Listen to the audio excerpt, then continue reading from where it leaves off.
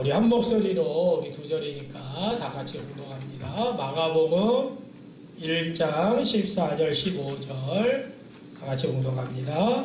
요한이 잡힌 후 예수께서 갈릴리에 오셔서 하나님의 복음을 전파하여 이르시되 때가 찼고 하나님의 나라가 가까이 왔으니 회개하고 복음을 믿으라 하시더라. 아멘. 할렐루야. 네, 오늘도 하나님의 은혜와 복이 우리 모든 성도님들과 가정에 풍성하기를 간절히 축원합니다. 네, 오늘은 이렇게 한번 고백해 볼까요? 회개하는 삶을 살겠습니다.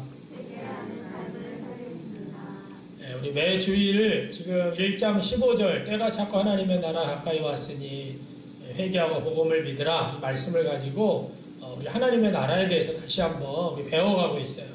2월 20일부터 한 달 전이죠. 딱 때가 찼다 이 말씀을 나눴고요. 2월 27일과 3월 6일에는 하나님의 나라에 대해서 함께 은혜를 나눴고, 지난주에는 가까이 왔다 이 말씀을 가지고 은혜를 나눴어요. 자, 오늘은 5번째 시간입니다. 회개하라. 여러분 1장 15절 말씀은 여러분들이 좀 달달달달 외우셨으면 좋겠어요. 한 달 이상 우리가 이 말씀을 가지고 은혜를 나누니까. 때가 찼고 하나님의 나라가 가까이 왔으니 어떻게 하라고요? 회개하고 복음을 믿으라. 이게 이제 1장 15절 말씀이에요. 이 말씀은 우리 교회 목표, 금년 목표이기도 하니까 이 말씀을 잘 붙으셨으면 좋겠습니다. 자, 회개라는 단어를 들으면 여러분들은 좀 어떠세요? 대부분의 기독교인들은 회개라는 말을 들으면 중요성은 알지만 그렇게 좋아하는 단어는 아니에요. 저도 어렸을 때부터 교회를 다녔고 오랫동안 교회를 다니는데 교회만 오면 막 자꾸 회개하라고 그러고 부흥회를 하고 뭐 수련회를 가고 맨날 회개하라고 그러고, 그래서 맨날 그냥 회개한다고 그러는데 어렸을 때부터 졌던 죄부터 시작해서 그냥 다 쥐어 짜내듯이 막 회개하고 눈물 콧물 흘리고 막 회개하는데, 회개라는 단어를 들으면 나는 뭐 회개할 게 없는데 왜 이렇게 자꾸 회개, 나 옛날에 회개 다 했는데 뭐 또 회개하라고 그러고 자꾸 그러는가. 우리가 자꾸 이렇게 회개에 대해서 이렇게 이야기할 때가 좀 많이 있어요. 기독교인들 같은 경우 또 오래 교회를 다녔던 그런 경우라고 한다면 왜 자꾸 교회에서 회개하라고 그러나 이런 생각이 들죠.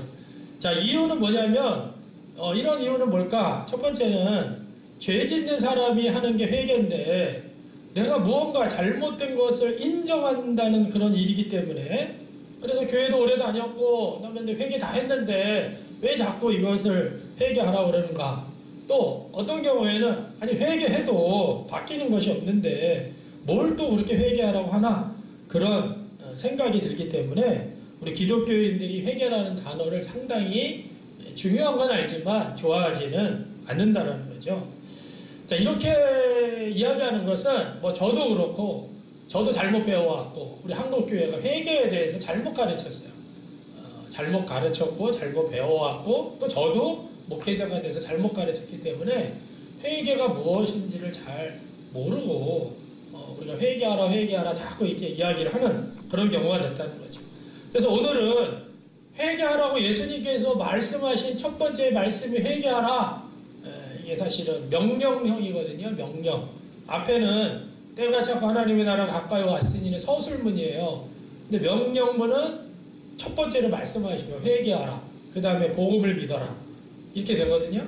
회개하라가 첫 번째 말씀인데, 회개에 대한 잘못된 그런 오해, 그리고 왜 우리가 회개해야 되는지, 그리고 진정한 회개가 무엇인지, 여기에 대해서 함께 오늘 은혜를 나누기를 원합니다. 자, 첫 번째는요, 회개에 대한 오해예요. 자, 가장 큰 회개에 대한 첫 번째 오해는 뭐냐면 감정적인 반응이 있어야 된다는 거예요. 감정적인 반응. 뭔가 눈물, 콧물, 막 엉엉 울고, 막 가슴을 쥐어짜듯이 막 이렇게 엉엉 우는 거. 특별히 뭐 부흥회라든가 뭐 심야 기도회, 뭐 수련회, 뭐 기도원에 가서 그래서 막 눈물 콧물 막 흘리면서 막 괴로워하는 일들이 동반되어야 되는 것이, 이런 감정적인 반응이 있어야 된다. 이것이 회개다. 이제 이렇게 대한 오해가 있어요. 또 다른 오해는 뭐냐면 회개와 후회를 동일시하는 거예요. 회개와 후회. 후회는 뭐예요? 아, 내가 왜 그랬을까? 아, 내가 또 반복해서 또 죄를 저지르네. 아, 내가 내가 왜 이러지? 내가 이러면 안 되는데? 여러분, 이게 후회예요. 후회하면 가책을 느끼죠. 근데 회개에 후회라는 요소는 사실은 있습니다. 그렇지만 회개와 후회가 동일한 것은 아니에요. 후회는 자기가 잘못한 것을 자각하고 감정적으로 반응을 보이는 것뿐이지, 후회가 회개로 들어가는 입구는 될 수 있을지언정 참된 회개는 아니라는 것입니다. 근데 우리는 막 후회해놓고 그게 마치 회개있냐 생각한다는 거죠. 자, 또 세 번째 오해는요, 회개는 완전한 변화를 뜻하는 것도 아닙니다. 우리가 회개는 한 번 일어나는 사건이 아닌데, 많은 사람이 마치 회개를 했으니까 완벽하게 그냥 180도 바뀐 그런 사람들처럼, 새 사람이 된 다른 종류의 사람처럼 이렇게 생각한다는 거예요. 또 그렇게 살아야 된다라고 오해하는 거죠. 여러분, 회개라는 것은 이 감정적인 반응도, 또 후회하는 것도, 완전한 변화하는 것도 아니라는 것이에요. 진정한 회개는 뭐냐? 회개는 뭐냐면 방향을 바꾸는 것이에요. 우리 한번 해볼까요? 회개는 방향을 바꾸는 것입니다. 자, 무슨 말이냐? 자신이 걸어가던 방향을 바꾸는 것입니다. 여러분, 사실은 우리가 막 회개한다고 내가 막 내 스스로 막 노력해서 한다고 해서 이게 되는 게 아닙니다. 우리는 자격이 없어요, 사실은. 우리는 자격 없는 우리를 너무나 사랑하셔가지고 우리 대신에 대가를 지불하신 예수 그리스도가 우리를 대신해서 대가를 지불하셨기 때문에, 그 십자가에서 죽으셨기 때문에 우리가 하나님께로 돌아설 수 있는 거구나. 내가 주인된 삶에서, 내가 왕된 삶에서 예수님을 나의 주인된 삶으로 돌아서는 것, 내가 하나님이 나의 왕으로서 정권이 바뀌어서 돌아서는 거를 우리가 회개라고 하는 거예요. 진정한 방향의 전환이에요. 내가 가던 방향이 잘못된 것을 알고 돌이켜서 예수님을 나의 주인된 삶으로 돌이키는 거예요. 자, 그러면 왜 회개해야 될까요? 왜 회개해야 될까? 많은 사람들이요, 죄를 지었기 때문에 회개해야 된다, 이렇게 이제 많이 얘기하죠. 그렇죠. 우리가 죄를 많이 지니까. 근데 세상 사람들도 죄를 많이 짓습니다. 근데 그리스도인들이 단지 죄를 지었기 때문에 회개를 해야 된다는 것은 충분하지는 않다는 거예요. 죄를 짓고 울면서 후회하는 것, 그렇게 그친다면 회개할 이유가 없는 거죠. 여러분, 그리스도인들이 회개해야 될 아주 중요한 이유를 오늘 성경에서 예수님께서 말씀하셨어요. 가장 중요한 이유는 뭐냐면 때가 찼고 하나님의 나라가 가까이 왔기 때문에 그래요. 왜 우리가 회개해야 된다고요? 왜 우리가 방향 전환을 해야 된다고요? 때가 찼고 하나님의 나라가 가까이 왔기 때문에. 여러분들이 병원에 갔는데 당신은 3개월밖에 못 삽니다. 그럼 어떻게 할까요? 그럼 막 허랑방탕한, 내가 3개월밖에 못 사니까 허랑방탕한 삶을 내가 여태 못 해보고 뭐 다 하다가 죽어야지. 이거는 세상 사람이죠, 세상 사람. 교회를 다니는 사람의 대부분은 아이고, 내가 3개월밖에 못 산다고? 그러면 어떻게 해요? 주님 앞에 서야 되니까. 내가 지금까지 잘못했던 모든 것들이 있다고 한다면 내가 용서하지 못한 사람이 있어요. 가서 용서하고 화해하고 내 신변 정리를 다 하겠죠. 왜? 예수님 앞에 서야 되니까. 하나님 앞에 서야 되니까.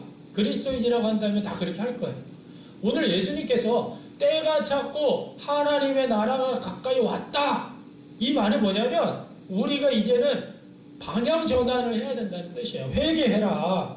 무슨 말이에요?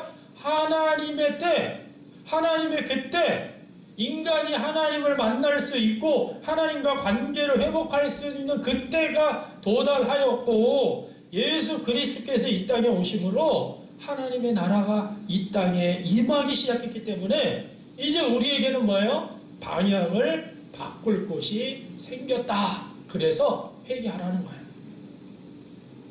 자, 그러면 우리가 왜 회개해야 된다고요? 우리가 회개해야 되는 이유는 뭐라고요? 이제는 우리가 세상의 나라, 여러분, 인간의 나라, 사탄의 나라를 향해 걸어가던 우리의 방향을 이제 바꿔서 예수님께서 역사 속에, 인간의 역사 속에 개입하셔서 예수님이 직접 말씀하신 거예요. 때가 찼고 하나님의 나라가 가까이 왔어. 그러니까 어떻게 우리가 너희는 더 이상 세상의 나라, 인간의 나라, 사탄의 나라를 향하던 그 걸음을 방향을 바꿔서 새로운 세계, 새로운 나라를 향해 나아갈 수 있어야 돼. 그게 뭐예요? 바로 예수님이 오셔서 세상을 쫓지 않고 하나님을 쫓아 살아가는 삶의 방법을 보여주셨을 뿐만 아니라 그 나라에 우리처럼 미천한 자들을 부르셔서 하나님을 감히 아버지라고 부르는 새로운 삶으로 초청해 드리셨기 때문에 회개가 가능한 거예요. 우리가 막 회개한다고 해서 하는 게 아니라 회개가 가능한 이유가 바로 이거라는 거예요. 아, 내가 이제 뭐예요? 돌아설 방향이 생긴 거예요. 오늘 본문 15절 말씀에 분명한 성격이 때가 찼어. 하나님의 나라가 가까이 왔어. 서술 문장이에요. 그렇기 때문에 명령문 회개해라. 하나님의 복음을 믿어라. 회개하라와 복음을 믿어라는 명령이에요. 명령형. 여러분, 왜 예수님께서 이렇게 간결하게 얘기하셨을까? 회개해라. 간결하게. 가던 방향을 돌이켜서 방향 전환을 해라. 세상의 나라로, 사단의 나라로, 인간의 나라 속에 살던 너의 방식을 180도 바꿔서 하나님의 나라로 바꿔라. 그 왜 그랬을까요? 이것은 간결하게 얘기한 것은 회개의 급박성 때문에 그래요. 회개의 급박성. 때가 찼고 하나님의 가까이 왔는데 어떻게 너가 지금 뭐하고 있어? 어서 회개해. 이게 회개의 급박성이에요. 그리고 새로운 시대가 도래했는데 너 언제까지 머뭇거릴 거냐? 이제 결단을 해야 된다. 결단할 것을 호소하는 결단성. 그리고 이제 너가 세상을 향하여 받고 하나님께로 향하는 구체성. 너가 이제 세상을 향해 나가는 사람이 아니라 하나님께로 향하는 사람이다라고 세 번째는 구체성을 띠는 게 바로 회개의 세 가지 아주 중요한 세 가지입니다. 그래서 우리가 회개에는요, 이 세 가지, 건강한 회개는 이 세 가지가 늘 있어요. 빨리 급박하니. 그 다음에 빨리 결단해야 돼. 그리고 구체적으로 하나님께 돌이켜야 돼. 이게 바로 회개의 세 가지예요. 자, 그러면 우리가 방향을 바꾸는 게 회개라고 그랬는데 이 방향을 바꾸는 회개의 세 영역에 대해서 그럼 어떻게 우리가 방향을 바꾸는 겁니까? 오늘 마가복음에 오늘 본문과 더불어서 마가복음에 세 아주 중요한 부분이 나와요. 그러면 우리가 단순하게 그냥 우리가 처음에 예수 그리스도를 믿고 방향 전환하는 거, 예수님을 나의 왕으로 주인으로 모시는 게 첫 번 기본 틀이에요. 근데 이 기본 틀 안에서 우리는 계속해서 방향 전환을 해야 됩니다. 회개를 해야 돼요. 나의 주인으로 정권 바꿨다고 해서 끝나는 게 아니라 이 정권 바꾼 것을 내 삶 속에서 실제화가 되려면은 이 마가복음에서 세 가지 아주 중요한 영역에서 회개할 것을 이야기하고 있는데 오늘 여러분들과 제가 함께 내가 방향을 바꾸는 회개의 세 영역이 뭘까? 첫 번째는 내 관심사의 전환이에요. 자, 관심사의 전환이라는 건 무슨 말이냐면 이제는 나의 관심에서 누구의 관심으로? 예수님의 관심으로 바꿔야 된다. 이게 회개입니다. 관심사의 전환. 마가복음 1장 35절부터 39절까지 여러분 제자들이 자신의 모든 것을 버리고 예수님을 따랐다는 것. 정말 중요한 것이요. 이거 아주 근본적인 회개입니다. 그런데 이 제자들은 예수님이 자신들을 왜 불렀는지를 몰랐어요. 의미를 잘 몰랐어요. 복합적인 무슨 동기가 있었겠죠. 우리 민족을 구원할 메시아니까 예수님께서 메시아 우리가 기다리던 정말 멋있고 뭔가 있는 정말 순수하게 주님만 위하여 주님을 쫓아가는 그런 모습이 아니라 뭔가 예수님을 보니까 뭔가 따라야 될 필요성을 자기네들이 느낀 거예요. 여러분 가버나움 회당에서요, 예수님께서 명령하니까 악한 귀신이 막 쫓겨납니다. 사람들이 막 놀라죠. 예수님의 소문이 갈릴리 온 지방에 막 퍼지기 시작했어요. 심지어 시몬의 집 베드로 그 장모 열병에 걸려 있는데 예수님께서 그걸 고치셨어요. 온 동네 사람들이 그 소식을 듣고 막 몰려왔는데 예수님이 다 고치셔요. 여러분 그날 밤 제자들이 잠에 들면서 밤에 잠자리에 들면서 어떤 생각을 했을까? 야, 우리 예수님 가버나움에서 좀 스타가 된 거예요. 온 동네 사람들이 막 예수님을 막 몰려들기 시작하니까 예수님이 다 치료해지고 귀신이 떠나가고 제자들이 밤에 자면서 얼마나 저기 했겠어요. 그게 어떻게 나타나냐? 마가복음 1장 35절 39절을 읽어보면 그 다음날 제자들이 예수님을 찾아와서 모든 사람이 주를 찾습니다. 예수님 여기서 무엇하고 계십니까? 예수님 스타인데 지금 뭐하고 계세요? 예수님 기도하고 계셨거든요. 예수님 빨리 오세요. 동네 사람들이 예수님 지금 다 찾고 계세요. 왜 여기서 지금 뭐하고 계시는 거예요? 빨리 가가지고 또 막 치료해주고 하셔야죠. 여러분 제자들의 관심은요 유명해지는 것이었어요. 구질구질한 어부의 삶에서 벗어나서 많은 사람들이 자신들을 알아주는 의미 있는 삶을 살고 싶었을 것입니다. 여러분 가버나움은 갈릴리 그 아주 가장 큰 중심 도시입니다. 우리나라로 치면 서울 다음으로 큰 도시 부산. 그런데 예수님께서 이 가버나움 갈릴리의 중심 도시에서 가장 큰 도시에서 막 유명해진 거예요. 여러분 경상도에서 부산에서 유명해졌습니다. 경상도 전역에 많은 사람들이 예수님에 대한 소문을 듣기 시작했어요. 그러면 제자들이 무슨 생각을 했을까요? 당연히 서울로 가야죠. 서울 예루살렘으로 가야죠. 그런데 예수님은 뭐라고 말씀하세요? 야, 우리가 가까운 다른 마을로 가자. 거기서도 전도하리니 내가 이를 위하여 왔노라. 여러분 제자들에게는 정말 김 빠지는 소식이죠. 이 뭔 소리야? 가버나움에서 유명해지셨는데 이제 더 많은 사람이 모이는 예루살렘에 가서 큰 도시로 가가지고 예수님이 막 치유하시고 귀신도 내어쫓고 막 이러면서 예수님이 정말 모습을 보여줘야 되는데 제자들이 야, 여기 가까운 마을로 가자. 내가 이것을 위해서 왔어. 전도해야 된다. 김 빠지는 소리예요. 여러분 우리는 예수님을 믿으면서 세상적인 관심도 가지고 있습니다. 예수님을 믿는데 내가 좀 더 편하고 내가 좀 더 안전하고 내가 좀 더 사랑받고 내가 성공하고 내가 정말 행복해지고 싶어요. 여러분 예수님을 믿으면서 우리가 이런 기대를 품는 것은 당연하고 자연스럽습니다. 예수님이 이러한 내 필요들을 채워주실 것이라고 하는 믿음도 부분적으로는 옳습니다. 그러나 주님이 나에게 이런 것을 해 주실 것이라는 처음의 기대는 우리가 예수님을 알아가면 알아갈수록 바뀐다는 거예요. 예수님은 내 개인의 필요를 채워주시는 것보다도 더 중요한 관심사가 있다는 것을 알게 되기 때문에 그래요. 예수님이 이 땅에 오셔서 단순하게 내 마음을 위로하시고 나를 격려해 주시는 것을 넘어서 더 큰 사명과 더 큰 관심이 있는 분이라는 것을 알게 된다는 것이에요. 그런데요, 너무 안타까운 것은 많은 그리스도인들이 죽을 때까지 예수님의 관심과 상관없이 내 마음의 평안과 기쁨, 내 자녀의 축복, 내 결혼 생활, 내 직장, 내 커리어 초기 제자들의 모습에 머물러 있을 때가 많다라는 것이에요. 여러분 이런 제자를 데리고 예수님이 무슨 일을 할 수 있었겠습니까? 오늘날 기독교가 허약해진 이유가 뭘까? 여러분 한 번 회개하고 방향을 바꾸어 예수님을 따르긴 했지만 예수님이 갖고 계신 주 관심사와는 전혀 관계없는 나만의 생각, 나만의 관심, 내 개인주의적인 욕망으로 계속 예수님을 쫓기 때문에 그렇다는 거예요. 여러분 예수님의 관심사는 뭐라고요? 예수님의 주 관심사는 무엇이었다고요? 때가 찼다. 하나님의 나라가 가까이 왔다. 내가 이 놀라운 소식을 전해야 된다. 여러분 예수님의 주 관심사가 이거예요.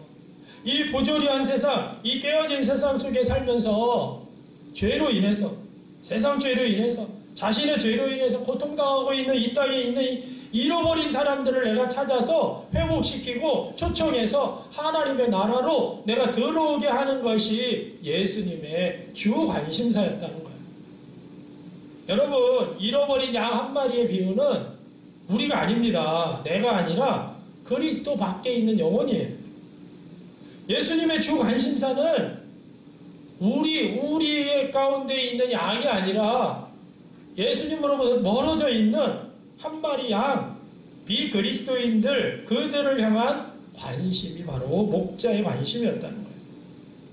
그렇기 때문에 우리 복음전도의 열정을 잃어버린 그리스도인들은 예수님의 가장 핵심을 놓쳐버린 것과 같다는 것입니다. 이렇게 놀라운 복음의 소식, 여러분들이 정말 맛있는 맛집에 가가지고 너무 맛있어가지고 이 맛집이, 그럼 맛집에 가면 대부분 사람들이 누구를 생각해요? 가족을 생각해요. 사랑하는 사람들. 내가 다음에는 우리 가족이랑 같이 와야겠다.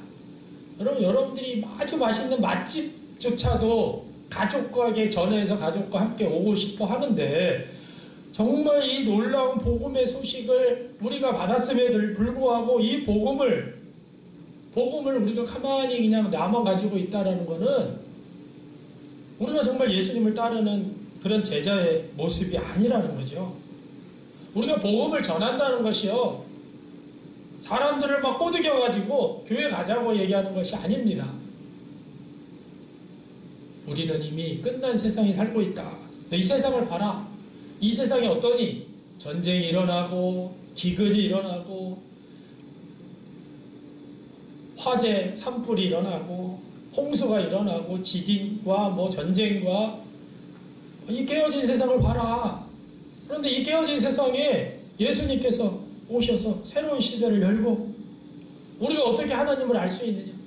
우리는 하나님을 알 수 없어. 근데 그 하나님이신 분이 사람의 몸을 입고 이 땅에 오신 분이 예수님인데, 그 예수님을 통해서 우리가 하나님이 어떤 분이신지를 우리에게 보여주셨고, 우리가 하나님께로 나아갈 수 있는 길을 열어주셨습니다. 우리가 하나님과 관계를 맺을 수 있고 그분과 영원히 함께할 수 있는, 살아갈 수 있는 이런 세계가 지금 우리에게 왔다라고 예수님께서 말씀하십니다. 화려하고 멋있는 이 세상에 살다가 이 세상과 함께 멸망해 버리고 말겠냐? 아니면 예수께서 가져오신 하나님의 나라, 그 나라로 들어가야지. 같이 가자. 그 나라에 같이 가자. 이것이 뭐예요? 복음 선포예요. 우리는 누굽니까? 예수 믿는 사람은요, 믿지 않는 사람들이 보지 못한 하나님의 나라를 본 사람들이에요. 할렐루야. 여러분들과 저는 누구예요? 하나님의 나라를 살고 있는 사람들이에요. 할렐루야. 이게 엄청난 거입니다, 여러분. 여러분, 다른 사람이 못 보는 세상을 우리가 봤으니까 어떻게 해요? 그것을 알려줘야지. 그래서 예수님의 주 관심사는 잃어버린 자들이었어요. 잃어버린 자. 근데 나의 주 관심사는 뭐예요? 나예요. 그래서 오늘 여기서 이야기하는 회개가 뭐냐? 우리의 회개는 그런 나에 대한 관심에서 예수님의 관심으로 눈이 옮겨지는 거예요. 자, 우리 한번 해볼까요? 우리의 회개는 맨 아래 시작. 우리의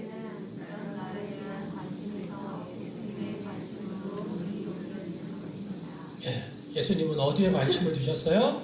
잃어버린 자들. 세상에서 고난받는 이들, 고통받는 이들, 가난한 사람, 소자, 약자. 나 자신이 그들을 보는 거예요. 나 자신이 예수님이 잃어버렸던 사람들에게 관심을 갖고, 고난받는 사람들에게 관심을 갖고, 고통당하는 사람, 가난한 사람, 소자, 약자에게 관심을 가졌던 것처럼 나의 관심이 그 눈으로 바뀌는 거예요. 왜? 내가 예수님의 관점으로, 예수님의 관심으로 바뀌어 나가는 것이 나에게 진정한 변화라는 거예요. 관심의 변화. 그게 바로 진정한 회개라는 거예요. 자, 두 번째는요, 관계의 변화예요. 자, 마가복음 10장 35절부터 45절에 나오는, 이거는 뭐냐면 세상 방식의 관계를 예수님의 방식의 관계로 바꾸는 것이에요. 여러분, 모든 인간과의 관계 속에서 중요한 것은요, 인정받고 싶어요. 자기가 다른 사람을 밑에 두고 싶어요. 다스리고 싶어요. 그게 사람들의 마음이에요. 여러분, 마가복음 10장 35절부터 45절 말씀, 우리가 잘 알고 있는 세베대의 아들 야고보와 요한, 하나님 예수님이 보좌에 앉으시면 하나는 우편에 하나는 좌편에 앉게 해주십시오. 예수님이 왕이 되시면 우리를 하나는 오른쪽에 왼쪽에 그 높은 권력의 자리에 앉게 해주십시오. 명예와 권력 두 가지를 다 달라고 하는 것이었어요. 마치 우리 현대 그리스도인들의 모습과 같습니다. 내가 예수님을 따르면 예수님께서 이런 복을 주시고 나를 이렇게 빛나게 하시고 나에게 이런 명예도 주시고 권력도 주시고, 그런데 예수님 뭐라고 말씀하셨어요? 43절에 보니까 너희 중에는 그렇지 않을지니. 너희가 누구냐면 제자들이에요. 너희는 그런 게 너희는 그렇게 해서는 안 돼. 너희는 뭐예요? 하나님의 백성인 너희는, 하나님의 나라에 들어온 너희는, 하나님을 아버지라고 부르는 너희는 그렇지 않아. 너희는 그런 게 아니야. 너희는 그렇게 하면 안 돼. 이게 무슨 말이에요? 세상 사람들과 같지 않을지니 더 큰 자가 낮은 자를 섬겨야 한다라고 말씀하셨어요. 지도자가 된다고 한다면 너희가 갖고 있는 그 권력과 힘과 지혜와 경험, 이 모든 것을 동원해서 뭐예요? 너희보다 낮은 자를 섬기는 것, 그것이 하나님 나라의 새로운 인간관계라는 거예요. 여러분, 우리 오늘날 한국교회가 왜 세상 사람들에게 비전을 주지 못하고 도리어 손가락질 당하는 그 이유가 바로 여기에 있는 겁니다. 여러분, 교회 와도요, 교회가 똑같아요. 세상하고 똑같아요. 하나님 나라의 공동체에 들어와 있는데 세상의 공동체와 너무 비슷해요. 지도자들이 낮아져서 섬기는 이 놀라운 섬김이 교회에서 사라져버렸다는 것이죠. 그렇기 때문에 우리의 자세가 섬김을 받으려는 자세에서 어떻게 해요? 섬기는 자세로 바뀌는 것, 이것이 진정한 회개라는 것입니다. 나중심적인 관계를 맺던 방향에서 예수님 때문에, 하나님 나라 때문에 나보다 약한 자를 중심으로 관계를 바꾸는, 관계를 맺는 방향을 바꾸는, 울고 슬퍼해서 바뀌는 것이 아니라 정신 똑바로 차리고, 아, 예수님께서 우리를 위해서 무슨 일을 하셨는가? 그러면서 내 중심성이 바뀌는 것입니다. 감정적인 변화가 아니라 생각의 변화에서 온다는 것을 기억하고, 예수님이 어떤 분이셨는지에 대한 생각이 바뀌면 우리가 바뀌기 시작한다는 것이에요. 할렐루야. 너무나 중요합니다. 자, 마지막 세 번째는요, 예수님에 대한 생각의 전환입니다. 자, 우리 한번 해볼까요? 예수님에 대한 시작. 자, 예수님은 존경할 분에서 예배할 분으로 바뀌어야 된다는 거예요. 마가복음 16장 1절부터 8절에 보면 예수님의 부활 이후 여인들이 무덤에 간 사건이 나옵니다. 놀라운 것은요, 제자들이 이곳에 먼저 등장하지 않았어요. 제자들은 예수님이 부활하시고 난 직후까지도 예수님이 누구신지 제대로 알지 못했어요. 그리고 마가복음이 기록된 때는요, 예수님께서 부활하신 다음에 25전에서 30년이 지난 시점입니다. 제자들이 왕성한 사역을 감당하고 있었어요. 그런데 예수님이 부활하셨다는 소식을 담대하게 증거하고 있을 때였는데, 사실 이 제자들은 예수님이 부활하시고 나서야 때가 찼다라는 그것이 무엇을 의미하는지, 하나님의 나라가 이미 임했다는 것이 무엇을 의미하는지 그때서야 눈을 뜨기 시작했어요. 아, 예수님께서 그때 때가 찼고 하나님의 나라가 가까이 왔다, 이게 무슨 말인지는 이 제자들이요, 부활하신 다음에. 자, 여러분, 예수님의 부활을 진지하게 생각해 본 적이 있으십니까? 여러분, 예수님 부활하셨어요? 여러분, 부활하신 예수님과 늘 동행하십니까? 여러분, 사복음서, 서신서, 성경 전체가요, 예수님의 부활을 증거하고 있어요. 성경의 곳곳에서 예수님의 부활을 증거하고 있는데 정작 기독교인들은요, 부활에 대해서 잘 몰라요. 새로운 시대가 열리고 하나님의 나라가 어떤 방식으로 전개되어 가고 있는지 제대로 알지 못해요. 사실 우리가 부활의 신앙이 무너지면 예수님의 부활도 무너집니다. 초대교회도 무너지는 것. 예수님이 십자가 이후의 부활의 신앙이 핵심이기 때문에 그래요. 우리가 예수님의 부활을 참으로 경험하면 우리는 더 이상 예수님을 존경하는 데 그치지 않고 예수님을 예배하게 된다는 것입니다. 그분이 왜 이 땅에 오셨는가? 아, 하나님이시구나. 하나님임을 깨달을 때 단순히 우리의 존경과 애정을 받으실 분이 아니라 우리의 예배를 받으실 분이구나. 여러분, 세종대왕이나 이순신 장군을 존경하지만 세종대왕이나 이순신 장군을 예배하는 사람은 없습니다. 예수님은 단순히 우리에게 존경받을 분이 아닙니다. 그분은 우리의 예배를 받으실 분이고 그분은 하나님이세요. 이것이 바로 우리가 마지막으로 회개해야 될 영역입니다. 나에게 예수님은 끊임없이 내 필요를 채워달라고 요구하는 대상이 아니라 늘 나의 예배를 받으시기에 합당한 분이 되셔야 돼요. 할렐루야. 너무나 중요해요. 여러분, 예수님을 우리가 자꾸 내가 원하는 거, 내가 필요한 거 막 요구하며 들어주는 뭐 지니와 같은 요술 램프를 막 닦으면서 내 소원을 말해봐. 그러면 막 내 소원을 들어주는 그분이 우리 예수님이 아니시라니까요. 나의 예배를 받으시기 합당하실 분이 바로 예수님이세요. 이것이 바로 우리가 회개해야 될 세 번째 회개입니다. 자, 그러므로 우리가 회개는 단순히 슬퍼하고 눈물 흘리는 거 그런 게 아니에요. 여러분 자신을 한번 되돌아보십시오. 나의 주 관심사는 뭔가? 나의 주 관심사. 나는 예수님의 관심을 가지고 살고 있는가? 나는 어떤 방식으로 인간관계를 맺고 있는가? 나에게 예수님은 누구신가? 그러면 나에게 어떤 회개가 필요할지가 정리가 돼요. 자, 첫째, 나에게 꽂혀있던 나의 주 관심이 예수님의 관심으로 바뀌는 회개가 돼야 돼요. 나의 주 관심이 누구의 관심으로요? 예수님의 관심. 둘째는 세상 방식대로 맺었던 인간관계를 어떻게 해요? 예수님의 방식으로 새롭게 맺는 게 회개입니다. 세 번째는 참으로 매력적이고 존경할 만한 예수님이지만 단순히 그분을 존경하고 따르며 또는 뭔가를 얻으려는 태도가 아니라 그분을 예배하는 자로, 경배하는 자로 돌이키는 회개. 나에게 이런 회개가 필요하다. 여러분, 회개는 예수님에 대한 오해가 풀려서 나가고 예수님에 대한 이해가 깊어져 가는 게 회개입니다. 그래서 회개는 우리 일생 가운데에서 지속적으로 일어나는 것이에요. 지속적으로. 어느 순간 한번 하고 그냥 끝나는 게 아니라 우리 일생 가운데 지속적으로 일어나고 그뿐만 아니라 나 자신에 대해서도 회개가 일어납니다.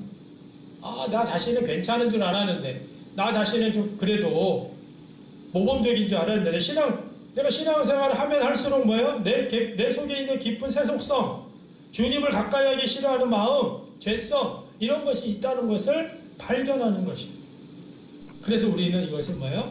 회개하는 거예요. 그리고 뭐예요? 내 삶의 방식을 회개하는 것입니다. 내가 살아가는 방식을 철저하게 세상 방식의 영향을 받고 있지 않는가? 이 세상 방식에 물들어가고 있지 않는가?